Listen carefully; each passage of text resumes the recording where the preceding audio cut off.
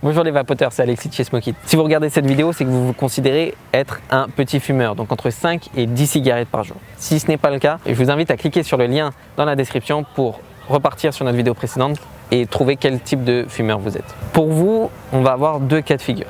Soit dans un premier temps, on va partir sur se rapprocher le plus possible de la sensation de cigarette. Dans ces cas-là, parlons d'abord des pods. Au niveau des pods, ce sont vraiment des petites cigarettes électroniques qui se glissent facilement dans la poche et sont super faciles à utiliser étant donné qu'ils brisent un peu la barrière de la technologie. On va avoir dans un premier temps la Novo 2 qui elle marche sur un système de pods qu'on peut remplir et donc lorsqu'il est temps de changer la résistance, on a simplement à retirer le pod, la mettre dans la poubelle, reprendre une nouvelle, mettre le liquide et on peut vaper. On va avoir aussi la Nord 2. La Nord 2 qui offre un petit peu plus d'autonomie, qui malgré elle possède un écran très facile à comprendre et qui emploie un changement de résistance standard dans le pod.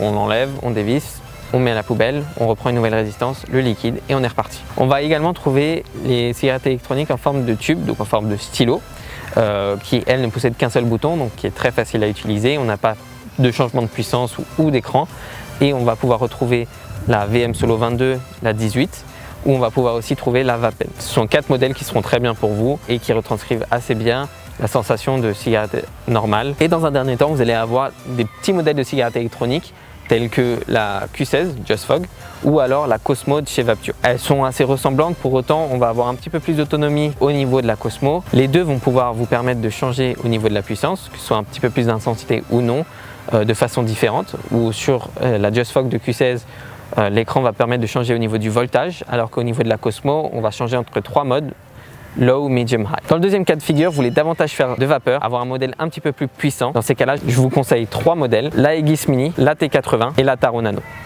Ce sont 3 modèles qui marchent sur 80 watts, qui proposent pas mal d'autonomie et qui vont pouvoir vous laisser régler la puissance entre 0 et 80 watts. Donc si à un moment vous voulez avoir un tirage assez serré, il vous suffit de baisser le wattage. Et si à un moment vous voulez un petit peu plus de vapeur, un petit peu plus faire de clouds, comme on dit, il vous suffit simplement d'augmenter la puissance et vous êtes parti. Si vous vous sentez prêt, il ne vous reste plus qu'à trouver le e-liquide et pour ça, suivez-moi à l'étape suivante, le lien dans la description. Bien sûr, n'hésitez pas à vous abonner, à liker et à partager, à nous suivre sur les réseaux Instagram et Facebook, à retrouver toutes les références dont j'ai parlé sur le site www.smokeit.com.